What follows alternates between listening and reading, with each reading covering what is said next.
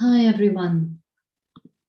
We'll make a start. We're just allowing some other people to join. But really, I just wanted to start by welcoming you all. And thank you very much for joining us today for the launch of End It with Evidence. My name is Ligia Teixeira. I'm the founding CEO of the Center for Homelessness Impact, and I'm your chair for today. It's very clear that we're at a decisive point in history for how we tackle homelessness in this country. Evidence played an important role in efforts to minimize the impact of COVID-19 on people experiencing homelessness, and the results were impressive. In fact, very few countries in the world house more people than the UK. To progress these efforts and ensure they lead to real, long-lasting change, we must now take stock and consider how we deepen our collective impact through innovation and evidence-informed approaches to ending homelessness.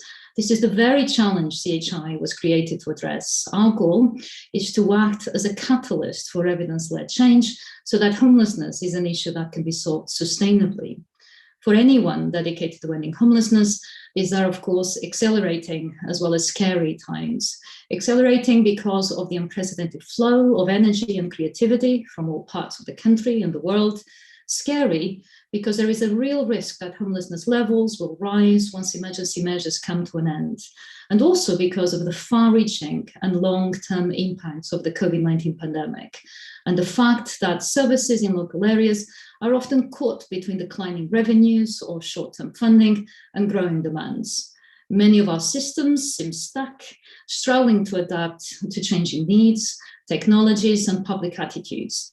And though there is a lot to be proud of, we know there's a lot to do to systemically address homelessness more effectively. So there's a lot at stake. That's why today we are launching the End It with Evidence campaign, because at this time of great change, we need to fully embrace experimentation and evidence-led innovation, and have the courage as well to test strongly held assumptions. In 2020, we brought together a wide-ranging group of leaders in government, academia, and the not-for-profit sector to write this book, Using Evidence to End Homelessness, which outlines the case for change. The campaign builds on this work and calls on all of us to first build the evidence of the policies, practices, and programs that achieve the most effective results to improve the lives of people who are homeless or at risk. 2, build the capacity needed to act promptly on the best knowledge available to improve decisions and help limited resources go further. And finally, use evidence-led communications to change the conversations around homelessness, challenge stereotypes, and make sure that homelessness is not a defining factor in anyone's lives. We are thrilled to have the support of a group of brilliant founding ambassadors from a range of backgrounds, some of whom are here with us today. And this session will also be informed by the findings of the polling we did recently with Ipsos Mori to better understand how the general public perceives homelessness and the role of evidence in addressing it. So we are very pleased that we're joined today with some wonderful speakers, and I'm delighted to say that we'll be hearing from Ben Marshall, Research Director at Ipsos Mori, Alison Griffin, Chief Executive of Southend-on-Sea Borough Council and the Campaign Ambassador, Jeremy Swain, former Senior Government Advisor on Homelessness and Rough Sleeping and former CEO of Thames Reach, also a Campaign Ambassador, and Amanda Hales, co-founder of Untold Story Hull. We will shortly hear from each of them in turn, and we will then have a panel discussion before opening the floor to questions. We want to hear from you, so feel free to use the chat function to introduce yourself, make comments and ask questions. We will try to address as many of them as possible, of course. However, you are also very welcome to get in touch with us afterwards if you have any further comments or queries. We hope that you find this event useful in broaching what we all need to do in order to develop smarter policies and design successful interventions based on what works, and also what we know doesn't work, to bring about the evidence-led transformation of the homelessness system in the UK. Thank you very much. And on that note, I will hand over to you, Ben. Thank you. Hopefully my slides will come up in a minute. Thank you for inviting me here today to talk at your event. Thank you, Keir. My job really is to give you an overview of the research that we've done for the centre We did this at the end of last year, and we'll be setting this out in full detail in our report, which will be published tomorrow. There's lots of content in that report. Our survey covered public attitudes, public concern about homelessness, knowledge, and awareness. And it was of sufficient size for us to be able to look at attitudes and opinions at nation level within the UK, and among key groups as well. It sought to build on some really, really good research and evidence in this field already, notably from Crisis and the Frameworks Institute. And our findings have many echoes in that past research. Also some novelty. And of course, it's come at a time when evidence, public opinion, and behaviour have really been in the spotlight. And Ipsos Mori's own research shows that the public place a little more importance on statistics in monitoring the progress of policy than they did pre-pandemic. Next slide, please, Kia. So let me share a key conclusion up front. The research supports the Centre's End It With Evidence campaign, but also underlines the potential, I think, for saying it with evidence. In other words, just as evidence can help make policy, it can help to sell it. The experiments we ran with the Centre within the survey suggest that messages relating to evidence of what works and use of more positive language can have a positive influence when engaging the public about homelessness. Even if they are insufficient on their own to change the external culture around homelessness and the issues, they can make an important and helpful contribution. Let me share a few fundamentals of public opinion. If you could go on to the next slide, please. Firstly, homelessness is perceived as a serious problem, and people believe it will get worse. There is a degree of resignation. As you can see, that only 4% expect homelessness to decrease in the next 12 months. Homelessness is a personal issue for some and a social issue for many more.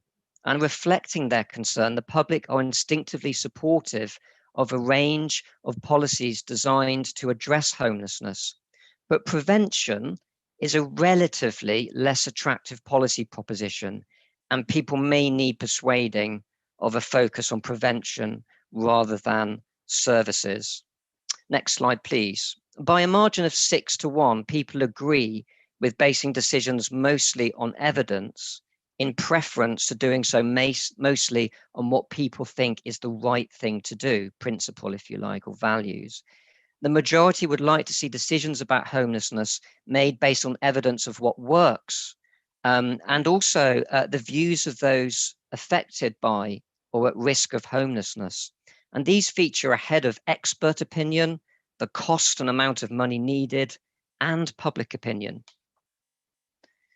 Next slide, please. But what do people know? Over several years now, Ipsos Mori research, led by former colleague Professor Bobby Duffy at King's College London, has found a gap between perceptions and reality, what we've called the perils of perception. In short, we Britons have a pretty warped view of social realities, whether it be teenage pregnancy, levels of immigration, the prevalence of crime. This is not a uniquely British thing, it's a global phenomenon, and it's likely to reflect innate biases and heuristics, but also, of course, media coverage and political narrative.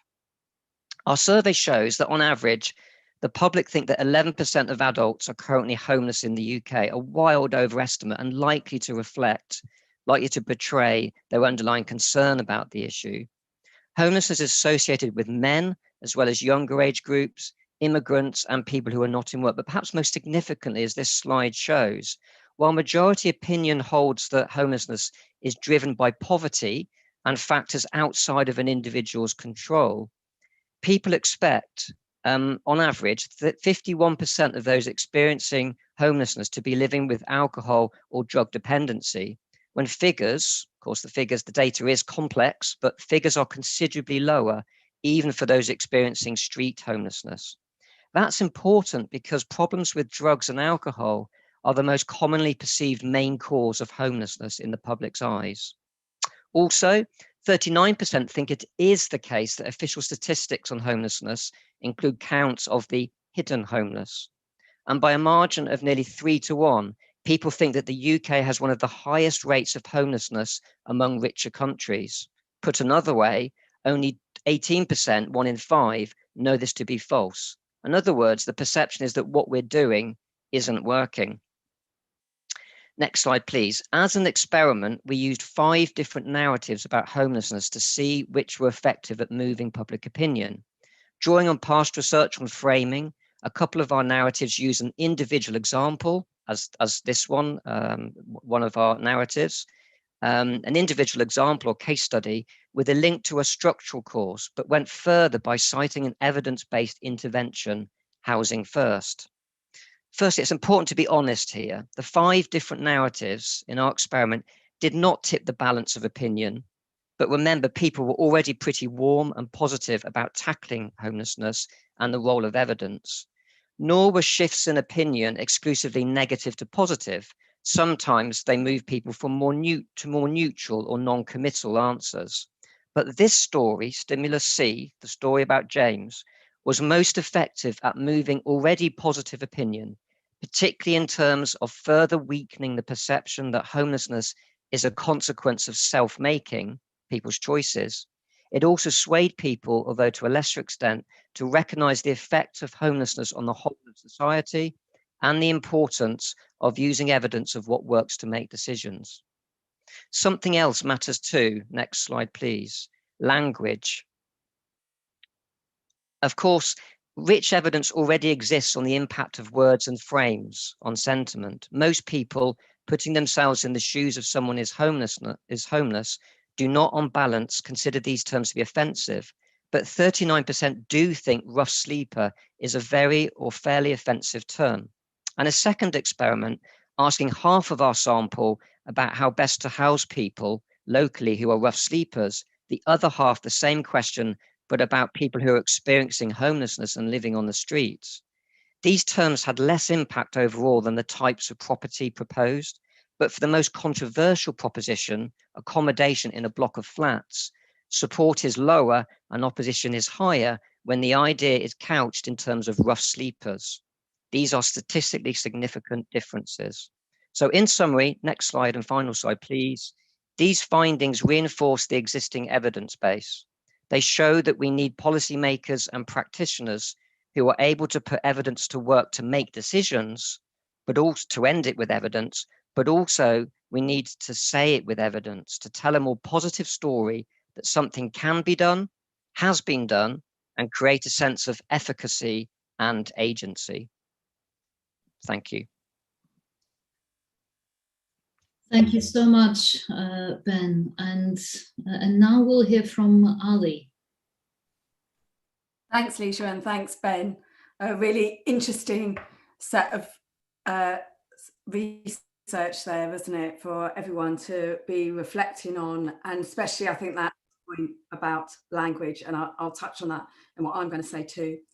So thank you for inviting me here, but I'm really proud to be here because I'm one of the ambassadors of the End It With Evidence campaign. I'm really proud to be one. Not only because homelessness is close to my heart, like I'm sure it is to many hearts, but more importantly, I think, is the approach that the centre is taking shares my views and what we've been trying to do in Southend-on-Sea. Sorry, I stopped my video by mistake, sorry. That we've been trying to do in Southend-on-Sea about that approach, evidence-led, but thinking about human-centred design, understanding that relationships play a really big part in how we change and tackle, address the issue of homelessness, but also a number of other issues that we face here in Southend. It's the boldness, I think, of the campaign, its rootedness in data and evidence, but also the values that it holds is why I'm really proud to be an ambassador. As part of my speech today, I was asked to say what I thought local authorities would achieve in this space in 10 years' time. And that's a really bold question, isn't it? And given that I'm finding it hard to predict what's going to happen in the next week, or let alone the next year, 10 years can feel a really long time away. But in Southend, we have tried to do that with our residents and businesses our voluntary organisations and others partners to think about what 2050 would feel like 30 years away. And so for us, 10 years, we want to be really bold. We want to ensure that everyone has somewhere where they can call home. And that is a bold ambition for a council, but it's not, we know it's not just us, it's working with others. So how do I think we could do that, especially from this evidence-led approach? Well, we're going to need to be asking ourselves some very different questions in the next coming years. And in 10 years' time, it needs to roll off the tongue, doesn't it? Whether you're a policymaker, commissioner, or a practitioner, what does the evidence tell us? What do we understand works? And how do we actually stick to implementing that? Because sometimes we all know we've had challenges in ensuring that we can line up us as organisations, our politicians, the money, and everything else working in the system to really follow the evidence and the research and what works. And sometimes that's brave and you have to take some risks. And I really think the pandemic has helped us prove to all of us we can do that. That has been absolutely one of the benefits, I think, of coming out of the pandemic. How different groups, organisations and individuals work together, but work together very quickly based on the evidence and understanding of what's happening on the ground. We've been able to do that in public health terms.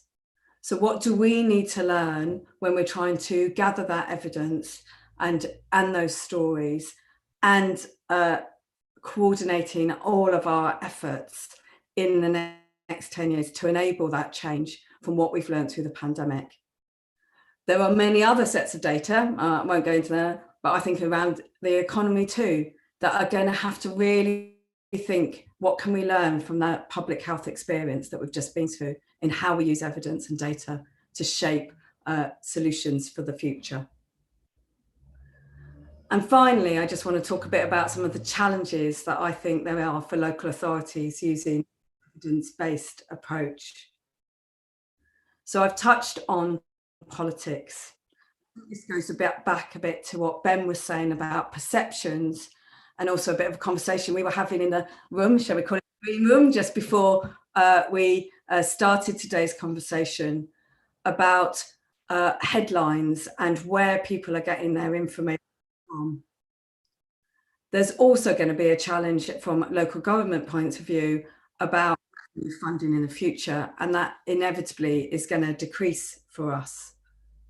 But I think there's also an issue for us about skills to understand what the data is saying, to really analyze it, and then to translate that into implementation and policy positions that will ensure that we've got evidence-based approaches. And finally, I just wanted to touch on evidence, because we probably will all define evidence differently. And I think that's what the book and the research that the Centre are doing will really help us to come to some common shared understanding on that. And so for me, it's not just about the data and the numbers, but it's what we are collecting and how we're collecting it and who we're commissioning to collect that for us, and what intelligence and analysis we're doing to help translate that then into policy positions and practice on the ground. But it has to be combined with lived experience. It's not just about the numbers and it's not about the research. It's those two elements coming together in a discovery way that we would want to human-centered design. And then it links back to what Ben was saying about language, because you need to be able to tell a story. The narrative is so important. And so from my perspective, I just want to give a bit of an example on that. So some of you may know I've just been appointed Chief Executive of London Councils, which is a great opportunity. But one of the examples on narrative that I gave through my interview process was the fact that I'd read a press release saying there's over 63,000, that's right, 63,000 households that are in temporary accommodation in London as a whole. And that is an astonishing figure, isn't it? But it's sometimes hard to relate. What does that really mean? That can just be a number on the page. So it made me think about, well, actually there's 80,000 homes and dwellings, households, if you like, in Southend. That's fast approaching the size of Southend. It's actually a bigger number in temporary accommodation households than Oxford. When you begin to translate it like that, I think that then helps to give that burning platform that maybe we had in the pandemic to really get us to be thinking about things in a different way.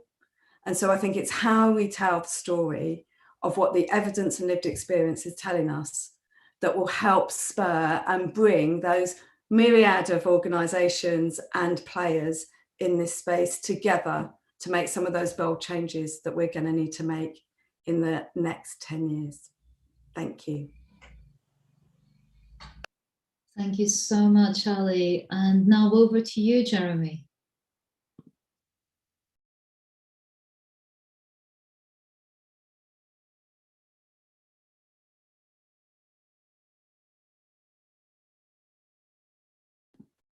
Sorry, Jeremy, I think you're on mute. You're on mute. Sorry, I'll start again. That'll be the book of the pandemic. You're on mute. Sorry, yes, I wanted to talk about the good, the bad and the ugly, and particularly about what we've achieved so far. So I think in terms of what we got to, we have some good successes. We have the HRA, Homeless Reduction Act, excuse me. So I've got a bit of hay fever at the moment, which has allowed us to assist more people. And alongside the HRA, also a database, which is something we haven't had before in terms of the amount of information. So the HCLIC database has really helped us to understand much more about the people in the system, what their needs are, what their direction of travel is, what their profile is, all very, very strong. We've also, I think, got a situation where we've got rough sleeping numbers where we would hope we can push on and really end rough sleeping in this country. By 2024, obviously, if we can. In terms of the evidence base, and this is the great work that the Centre for Homelessness Impact does for us, we can see on your website what we've achieved. So there's good information, isn't there, about Housing First, and it's been heavily evaluated, and we've got a strong evidence base for that, and indeed about other forms of housing related support. We have good information even on an international basis about some substance misuse services and the impact they can have. I think the human aspect here is it's sometimes really hard to get into that research, summarise it and understand what we need to be doing differently, but that's a matter we can maybe discuss later. What we haven't got information on, and for me it's very frustrating, is some of the services we use very regularly in this country and are very much part of the system and part of the approach going forward. So we've got a lot of hospital discharge programs, we've got a lot of prison programs, for release programs across the country. I'm not sure, but I know we haven't aggregated those up to see what kind of impact they can make. What are we doing around employment? I mean, we don't appear to want to evidence the impact of employment at all. And yet there has to be a way out of homelessness for so many people. So I think they're the ones we've got to really look at. And in this country also, so much of the evidence base is North America, which does obviously read across in many ways, but in other ways it doesn't. We need our own research, but also it's just so limited in terms of the quantitative research we should have in this country. The focus is qualitative, which is fine, but we also need the massive research, the quantitative research that can help us make the changes we need. Now, I wanted to just talk about the human aspect, really, because when I was Chief Executive at Thamesreach, I did experience, I mean, I love academics, and many of them have done great stuff for us and for me personally, and certainly for Thamesreach when I was there. But there are circumstances when academics come to you and basically they're telling you what the research is going to show before it starts, which is dubious. And I think quite often the quality of research is not good enough. I mean, how many times have you, and I've certainly been in this situation, how many times have you tried to track research from an article in a newspaper? So it reads You read the article, you try to find the research, you can't find it. You go onto you get to the charity that is sort of supporting the research and is part of the collaboration, even the academic institution, you can't find the research, you ask them again, they send you the press release. They might send you then a summary of the research at the best, sometimes a presentation. You can't get the research. And sometimes you find, in fact, there is no research. I mean, really what you've got is a set of data and some interesting information, but it's called research and it's not. And it's certainly not evidence-based research. So we really need to do better, I think, in terms of the quality of the research. And really, I think we have to be careful. There's not an unholy alliance between homelessness organisations, academics and the media to project things which is not evidence-based.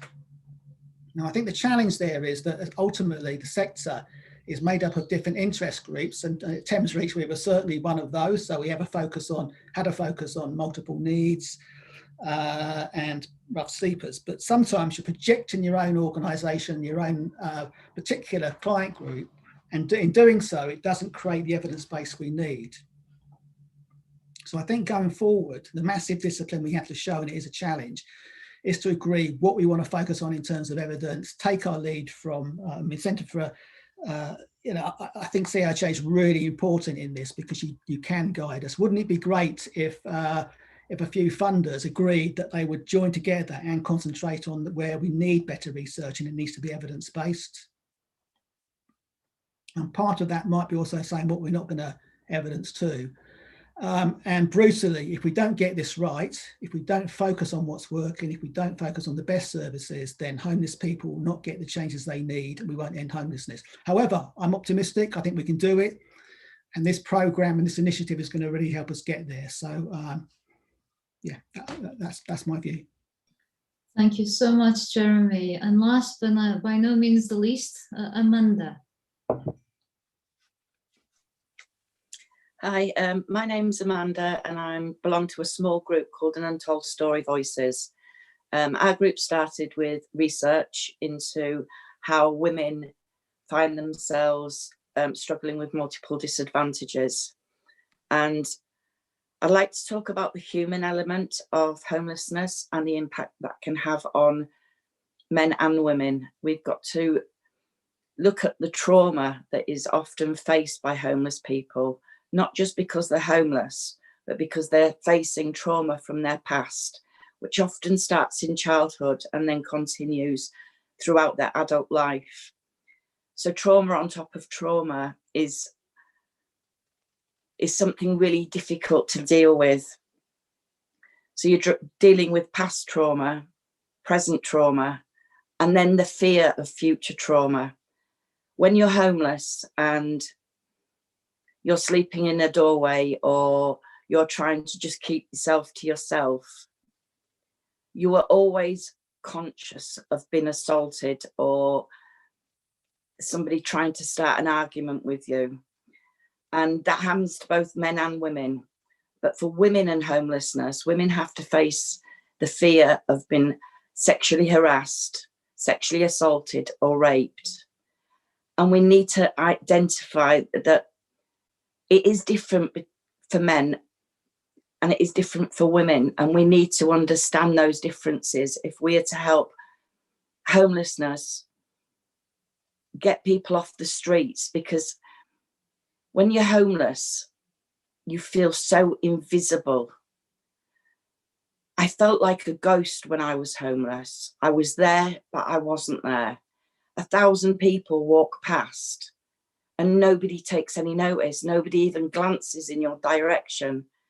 And that is heartbreaking. And you realise that society doesn't care. Often local councils don't care and the government certainly doesn't care.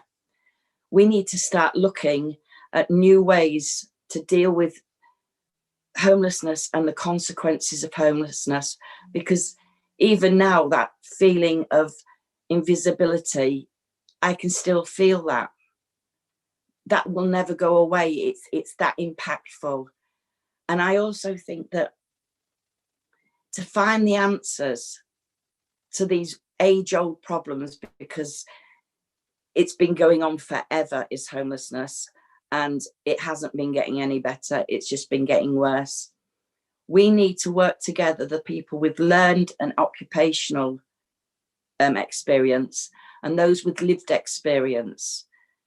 We need to join forces and find different solutions, because let's face it, the old ways are not working.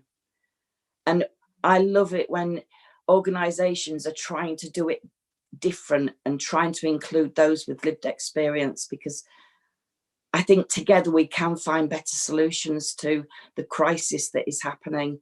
And it is a crisis, not just for our country, but for individuals as well.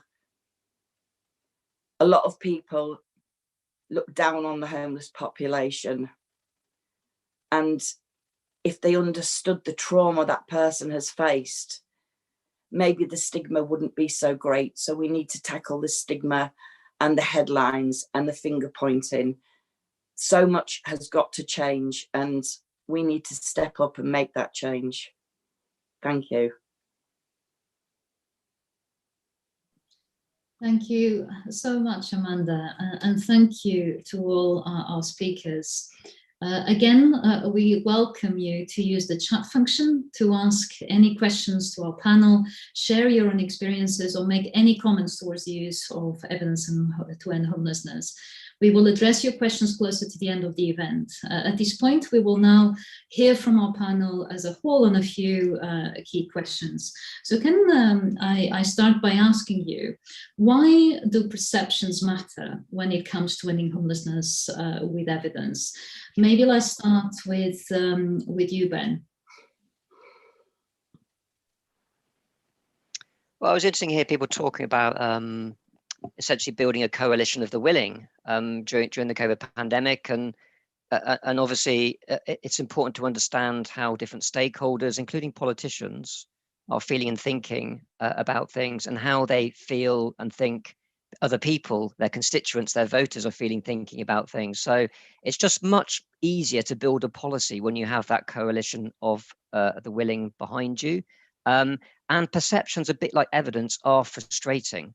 I've got a lot of experience, many years of dealing with the British public, and to be fair, sometimes it is extremely frustrating and slightly disheartening hearing and canvassing views from the public, but also very empowering as well. I don't think it is the case that society doesn't care. I think it's the case, possibly, what the evidence of this survey is, that there is a risk that people become disheartened about solving something. And that's possibly because we've not done enough to take positive case stories and examples of where positive change can make a positive difference. So I think there's a degree, I've seen this with housing more generally as well, that there's a lot of fatalism out there, and that does need addressing. And I think that's why the experimentation is important, because it shows that a more positive route out, an example of where, through evidence of what can be done to make a difference, is really important. So perceptions are not necessarily there to be followed. They need managing, but we can't manage them if we don't understand them. And do you think that maybe if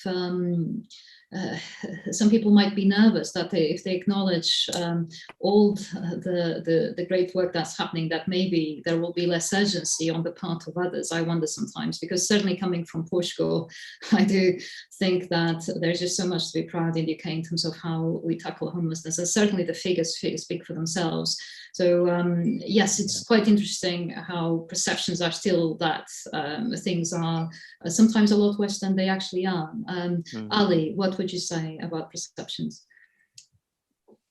Thanks, Asia. So just picking up that last point, I think part of what drives perceptions, but then I'm challenging myself on even thinking that, because do I really know it? So my gut is telling me, and we need to test it, don't we? And certainly from the experience in Southend, is sometimes the perceptions around homelessness, especially with people living on the street in high profile areas like our town centre, can cause tensions and some fear.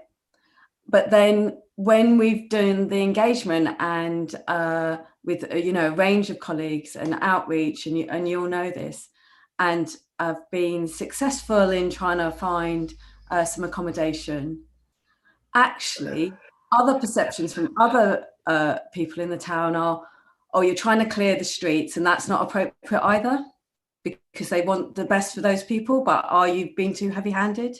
So I think as well, when we're thinking about perceptions, we need to understand that our communities are diverse in themselves, and there's going to be a range of views. And one of the challenges for local government is always, how do you balance all of those views and plot your way through it, working with partners all of the time? And that, I think, goes to the heart of some of this perception issue, is recognizing that there's going to be difference in perceptions of what people are seeing in front of them, the same thing they're seeing. That's why it's perception, isn't it? And so how do you tell? And that's why Amanda's, what she was sharing with us today is so powerful, isn't it? It's about the stories of making it real, but also understanding, using that powerful story about what can change, and what positive impact that has. Because we tend to stop either at the enforcement bit or the soup kitchen bit or the not the, actually this really changes people's lives when we get it right, and who's the we anyway. So there's some of the things I think we need to be exploring through perception, but always remembering that there's going to be a lot of different perceptions, not just one, I think. And thank you, Ali. And Amanda, what would you say helps in terms of, especially when people have gone through trauma, what helps change their perception that they will be genuinely listened to, so that people fully engage with an open mind and heart, looking into the future? For me, looking into the future, it started with a safe space to call home, and that was in a hostel, and just locking that door and feeling that safety. But then having the support of a key worker as well, I think that was vital in how I moved out of homelessness. I didn't just need a safe space. I needed that key worker to help me find other key workers in my journey to recovery and to, my own flat, and to changing my life totally around. I think it's really important that that support is given, right at the beginning, because without it, it can't be done.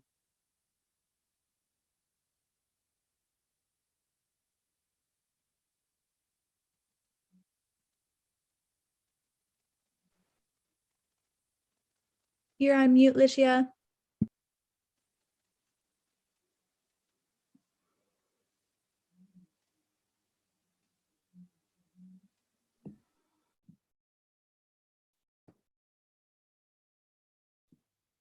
I can unmute myself again now. Thank you very much, team. So I was just going to ask you, Jeremy, with greater transparency around data and around communications, help with these perceptions challenge that may never go completely away, but would that help? I think the quality of the data is important, but it has to be explained. And sometimes you get changes. For example, the Homelessness Reduction Act comes into place. And what that appears to do is to drive up homelessness, because in a sense it does. More people are now able to access support from their local authorities because of the 56-day prevention requirement. And it looks like there's more rough sleeping. Sorry, it looks like there's more homelessness. But of course, we know that those are people that were around still previously, but they wouldn't have been counted before, and they wouldn't have been brought into the system, and most importantly, they wouldn't have been helped. And that the increase is around single people. Now, I've already taken too long to explain it in a sense, because this has to be very very direct and very clear and very soundbitey for the public to understand. But worse than that, I think sometimes the sector doesn't explain it either, because it likes the big numbers. And there's still a sense, I think, that the high numbers drive stories and bring in money.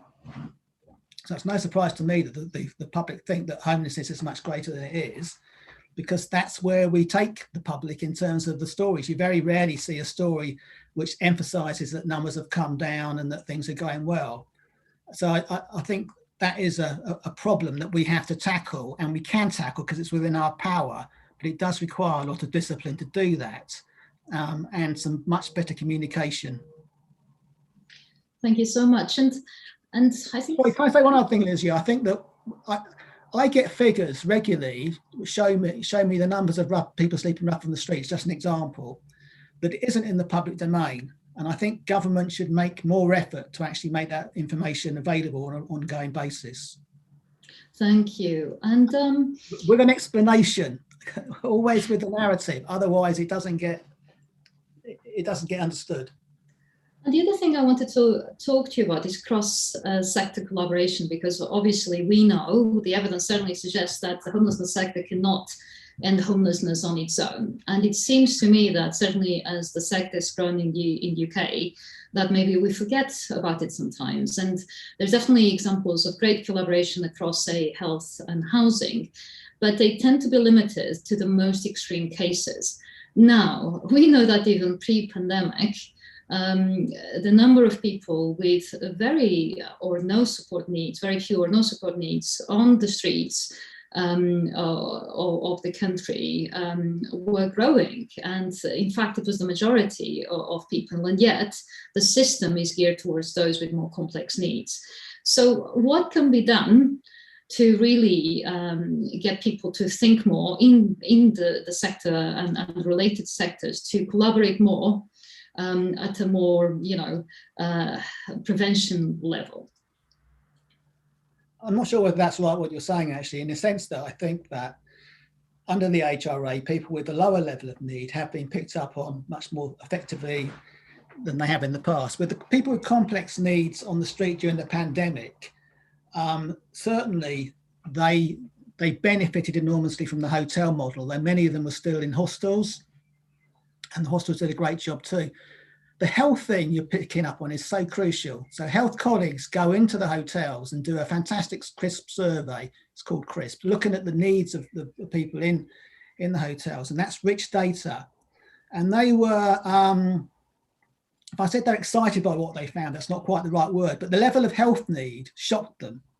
Okay, and it showed that people in those situations on the street are in the most, appalling situations. And there has to be a way now of not going back, to have that partnership with health. You're talking about partnerships embedded, so that people don't have to work as hard as they do at the moment to go over the care threshold to get a care package. Yeah, I suppose I'm thinking more. Limitations around chain leisure are that you might get a figure that 45% of people have got a mental health issue. But what does that mean? It's the granularity that's needed. Is that clinical depression? Is that psychosis? Is that mild depression? The granularity is so important to set the targets and to make the changes. Yes, I think I was definitely talking more about those who don't even go to a local authority for help, thinking creatively about what things we might be missing. So maybe let's turn to Amanda. And Amanda, what do you think in terms of cross-sector collaboration and thinking about not just your experiences, but the experiences of others?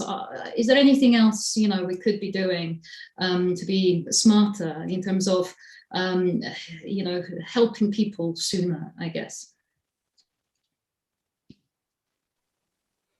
I think the main thing is start working together. I didn't just have one disadvantage, I had multiple disadvantages. So just to sort one part of it out, it wasn't complete. It needs to be more joined together, services working together, agencies working together. More support is needed around individual people, and sometimes that is picking and choosing those services that are better suited for that person. So a more individualized approach, but with vast number of people support if needed to support that person out of not just the homelessness, but we're talking, the mental health issues and the poverty. We need to talk about poverty when we're talking about homelessness. That is a lot of the root causes of trauma is that, living in poverty day after day after day. So we need to join all those services together and make it more cohesive, and a more rounded support is needed. Thank you. And And I suppose another thing that people online, I think, might want me to ask you about is exactly about the examples of good and bad use of evidence, whether any come to mind. And feel free to obviously talk about your own work or examples that, you know, stayed with you, or where it really made a big difference, or actually whether for the positive or the negative. I think it's really important that we get into the habit of sharing both negative examples as well as good ones. Ali, perhaps you can start. You could see I was thinking there, couldn't you?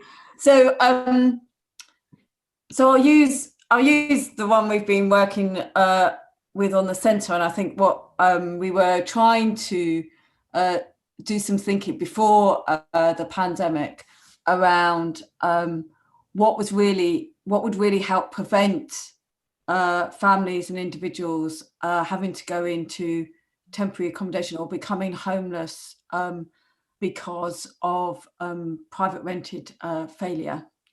And actually what the evidence and what their understanding grew in that partnership way that Amanda's been talking through that work. And that really helped us then understand where the intervention needed to be. And often some of the tools and support that was out there, we found that the private landlords just didn't know about, that could support them as well as the individuals.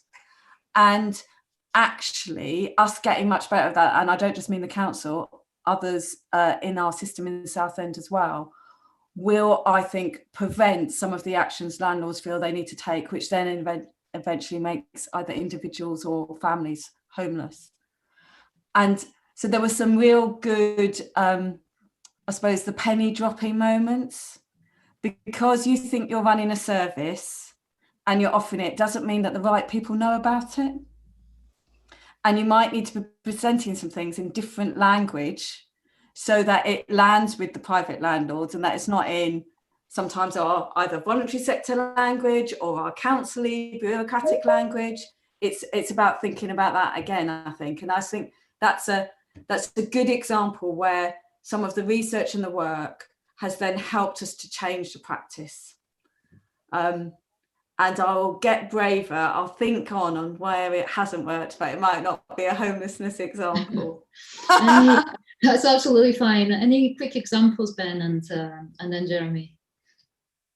I was just going to say, from a perception point of view, there is no silver bullet. We've already described, you know, and it's also that, to quote a former chief of comms in government, by the time you're sick of saying it, it's just about getting through. And I can't underestimate or under-emphasize the importance of local actors in this. One of the problems with the housing crisis is that the public perceive it to be a national problem, but ask them about their local area, they're much less likely to see it. Similarly with homelessness, people are much more likely to think the UK has a serious problem with homelessness than they are their local area. It's only still a big issue, but 44% in terms of where people live.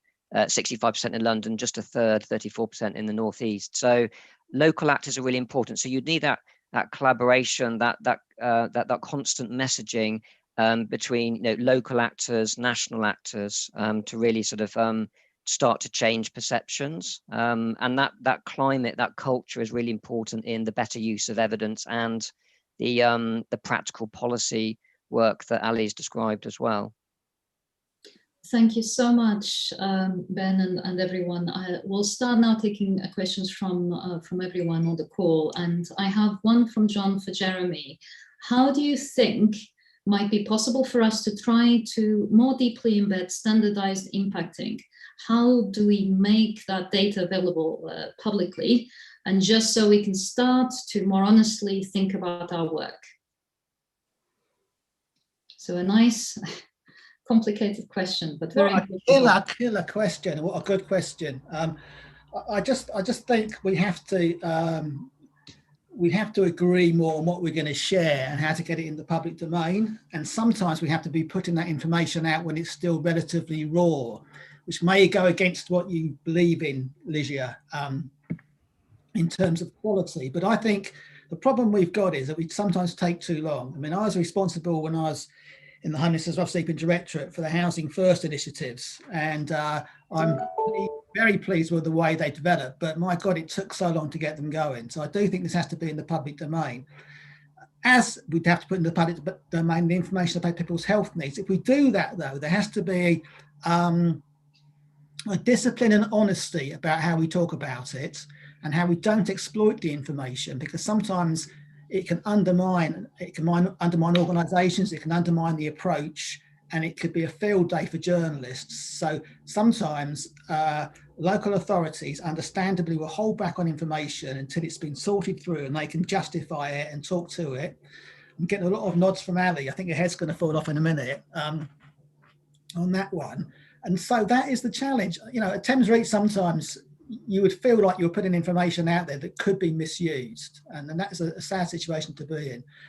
And that is what I'm talking about, the discipline going forward. We've got to collaborate in a way that allows us to be both honest and transparent, but also quid pro has to be, let's not exploit some of that information. And also, let's not always assume that things are getting worse. I mean, some of the rough sleeping numbers are tiny, you know, in the chain figures for London, 3% of people are on the street for all 4 quarters.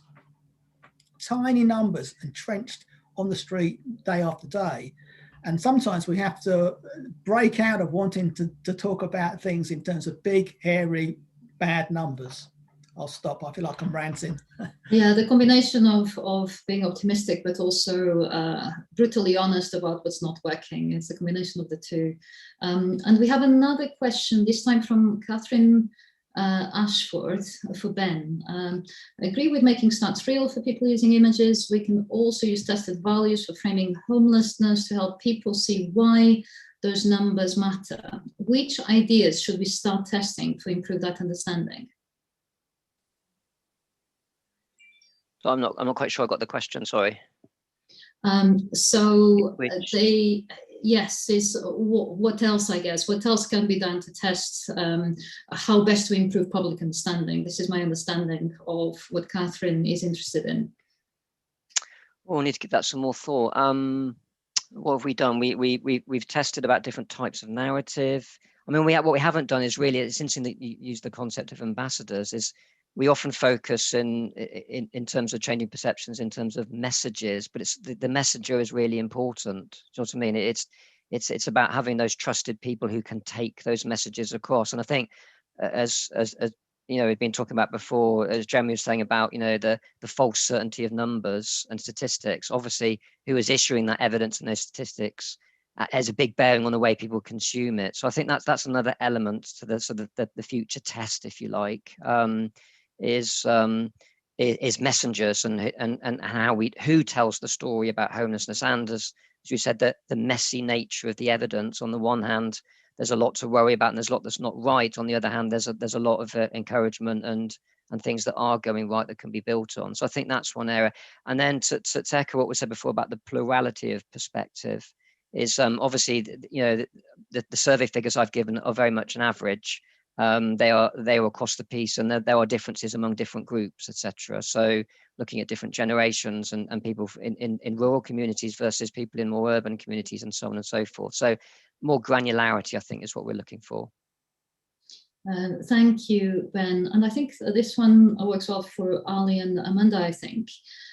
So you both talked in some way about the combination of data and human experiences to then translate them into action. So how do we bring them together, and how can we create that narrative? I imagined it's very much about how best, what mechanisms, I guess, to use. Whether either of you has any ideas, reflections to share. Amanda. I think I mentioned that we need to get the lived experience alongside the learned and occupational experience. I think that's vital in any decision making, and just a different perspective or a different viewpoint, or even something that the other person hasn't even thought about, and then the discussions can come from that. I think that we need to look at the evidence, but we also need to look at the human element of homelessness as well. And I'm not just talking about street homelessness. There's the sofa surfing. You know, I was sofa surfing for years, and I paid for that sofa, by, well, I was a street prostitute. That's how I paid for that sofa. I supported somebody's addiction because that's the only person who would take me in was another addict. So I wasn't even a statistic then.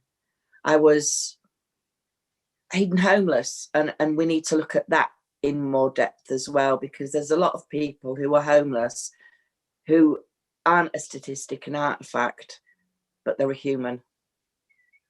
Thank you so much. And this is a final question here from Stuart. Is it possible, is it sometimes the case that bulletproof compelling evidence of impact, savings, etc., is ignored by commissioners in favor of rigid, predictable procurement? And how can they be compelled to be dynamic? Maybe this is one for Ali and Jeremy quickly. Thanks, Lucia. So yeah, I spotted Stuart's question, and it builds on what Amanda said. I think it's about setting the conditions in the organisation that sets that expectation, that in our designing of services and what we're commissioning, we're really focusing on the outcome and then what the evidence is telling us. And that is the data, the research and the analysis of that data, and the practitioner's experience alongside the human experience, and how you bring that together in the narrative and seeing that as legitimate evidence to shape. That's what I said, you know, and I do think it will take us some time in local government to shift that mindset, but that's what we need to do. And people like me and others have to set those conditions. Thank you. And I think, Jeremy, maybe you can wrap up your answer with my final question very quickly to each one of you. What will you do, commit to doing, to really show how you're embodying the values, the pledges of the campaign personally? So one personal pledge, and one of the things that you think will matter the most externally, so not in your control necessarily, but you hope would happen in order to accelerate progress. Maybe start with you, Jeremy. Well, I think I can do individual things to encourage further transparency. And although I'm not in the position I was, I can still have some levers that I can pull there. I think in terms of a wider approach, or to have to deal with things at a different level, we know, don't we, from the stuff that actually the Centre for Homelessness Impact brought forward, that the services that work are the ones self-contained, unconditional, long-term.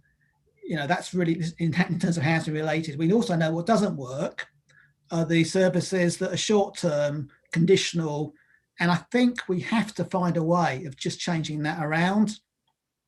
And that will take a lot of courage, because that will mean some very, very difficult conversations, bruising conversations, painful conversations, because agencies need to shift. And I think that one way of doing that is not only through local authority commissioning, but through getting trust funders to collectively agree about what they're prepared to support and what they're not prepared to support. But it's not going to be an easy journey there, and I wouldn't want to dress it up as being a simple solution. It's going to be a bit painful. Thank you. Ben, would you like to go next? I just think just keeping the sector and always my clients honest about, you know, where people are at, what they're feeling and why. You know, I work in an evidence industry. I'm passionate about the use of evidence, but I also appreciate that evidence is not numbers, it's his people, as Amanda was saying. And actually, I am encouraged that, you know, the End It With Evidence campaign is on firm foundations based on this service, that people want homelessness to be addressed through evidence, but also based on the lived experience of people experiencing it. So I think keeping banging the drum and keeping going with the insight to support you in what you're doing. Thank you. Amanda? I think we need to be a little bit brave. We need to look at different solutions. We need to look at things that are working and discard the things that aren't working. And I think that's going to take some bravery, and it's just a matter of standing up and taking that first step. And I think the solution is there. I genuinely do. And that is my hope for the future, that we can, together, we can find solutions. And finally, Ali. Leisure. So my personal commitment is to continue to be an ambassador for the campaign and maybe be a bit better on social media about that. I'll get there. But the wider point, I think, is I've been really struck what Jeremy's been saying about all of us, if we can put it this way, in the homelessness industry. We're going to need to have some very candid conversations with each other, and they're going to be difficult. But if we don't have them with each other at this moment, we will miss that opportunity. And so that's what I hope for all of us going forward. Thank you so much. And now we're coming to the end of our event. We heard about how local areas, communities and government across the UK, we're all working hard to improve the lives of people affected by homelessness. And of course, there's a huge amount to be proud of, but we can do more and we want to do more. We need not to just have access to more and better data, we also need to improve communications and relationships and really become even more fully a learning sector. Our survey with Ipsos Mori also highlighted the importance of evidence in the public's eyes. A majority would like to see important decisions made based upon evidence of what works, as well as the views of those affected by or at risk of homelessness, like Ben said. This features the health of the views of experts, the cost amount of money needed, and public opinion itself. Really important takeaway. So policymakers and practitioners need to be able to put the evidence to work to make decisions, but people in charge also need to use evidence to tell a more positive story that something can be done and something has been done, creating a sense of efficacy and agency as well. So to succeed, we need a new What Works movement in homelessness. It seems we all agree that, and the movement is very much about using evidence and reason to figure out what works, and also importantly, what doesn't work, allowing us to reject the dangerous half-truths that can pass for wisdom, and using evidence to craft campaigns and communications that get the public to change how we think and talk about homelessness to create long-lasting change. Homelessness is complex and creates innumerable challenges for people affected every day. However, steps towards positive change don't have to be daunting for anyone working in the field. And by signing the End It With Evidence pledge, we can take those steps together. So thank you very much to our speakers today, Ben, Alison, Amanda, and Jeremy, for sharing their insights, perspectives, and experiences. We are very pleased to be working with you all. And thank you all of you for joining us. This campaign showcases how we all need to work towards ending rather than managing homelessness. Our call to action for you right now is to encourage you to sign the pledges of the campaign so we can end homelessness with evidence together. I'm also pleased to announce that we will continue these discussions with the End It With Evidence campaign series, where we will explore each pledge in more detail. And details of the series will come out shortly, so do watch this space. We wish everyone a very pleasant bank holiday weekend. And if you have any questions, comments, or feedback, please do get in touch. We'd love to hear from you. Thank you very much.